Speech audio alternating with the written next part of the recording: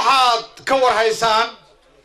oo aad maqasheen madaxda xisbiga wadani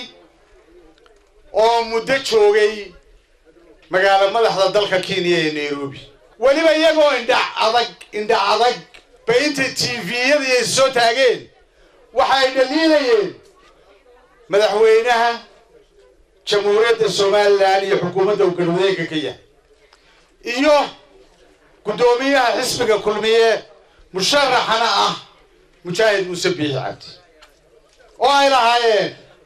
abaaraha waxba kama qaban waxay ilaaween dadka ay la hadlayaan ee abaaruhu hadlayaan ay saameynayaan madaxweynuhu inuu habeen iyo duur iyo casal intaba oo qayb ka mid ah la joogin oo gacantiisa ku qaybinayay waxa la wixii maxaan ku raahdaa la keenay maaha arrinkaas oo arrinay xisbiga kulmiye alifeen waxa kale waxaan maqli jiray ma fahanteen tuug la qabtay tala male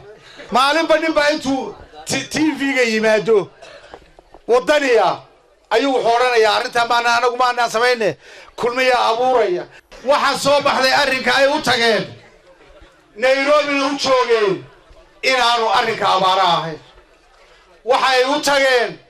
una joogaan sidii ay ula kulmi lahaayeen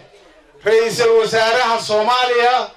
Umar Cabdirashiid Cali Sharmaarke waxa ay ka wada hadlayeen inay tahay sidii Somaliland loogu celin lahaa Soomaaliya